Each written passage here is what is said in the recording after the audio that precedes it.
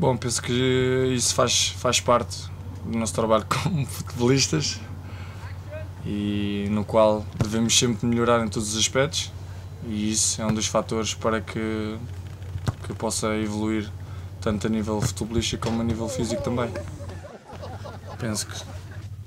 Tenho a certeza que sou um melhor jogador do que era há 4 anos atrás, porque improvisei muito o meu jogo, melhorei em muitos aspectos, no passe, no drible, no chute, em todos, a nível psicológico também. Eu penso que cada ano eu tenho demonstrado isso, mas acho que nunca é tarde para aprender. Sports has always been a huge part of my life. Growing up I was doing all sort of different sports. Obviously as a Swiss, you also go on skiing vacation every year a couple of times, so I always went skiing. Did basketball because Michael Jordan was very big as well all over Europe with his Chicago Bulls and stuff, and obviously tennis was my number one sport with soccer, to be honest, and I always did all of that. I think it was great for my coordination. My parents supported me a great deal, and today it all paid off on the tennis court, which is a great thing. I do a lot of ball drills where my coach feeds out balls and makes me run to them and get them and bring them back, or I do a lot of jump roping as well. That's really good for the footwork, and I've been doing that lately. In the gym I just do very small weights, prevention things for my shoulders. There's about maybe 6 exercises that I do 3 to 4 times a week just to make sure that my shoulders are stabilized.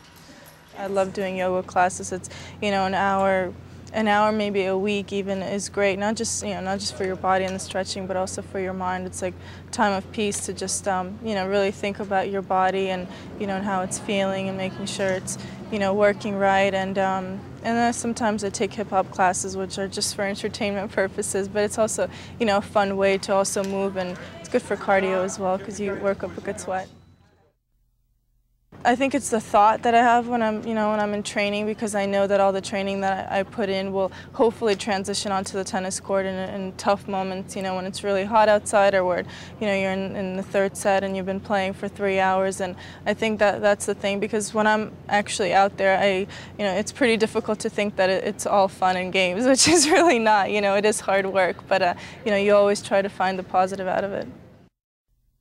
I love all of it. I love all aspects of the game, from the preparation to the game itself. And practicing is probably the most fun, because then that's when you really put in all the work to actually when the lights come on and put on a good show. I didn't have to be motivated. I didn't really look at it as training though. I just looked at it as playing a game that I enjoy playing. I just had a good time doing it, and I just played because I love to do it.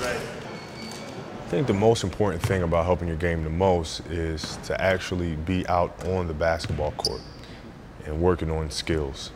That's the #1 most important thing. Because strength, you can be the strongest guy in the world but can't play a lick. You can be the fastest guy in the world but can't play a lick. So if you have the skills and the fundamentals first, then you can start adding strength to it, speed to it. It's pretty straightforward. I'm not reinventing the wheel. But the one thing that I do is I'm extremely consistent with it, and every single time. But it's a Monday, it's a Tuesday, it's a Wednesday. It's an accumulation of those things that then will get you to your goal 2-3 years from now.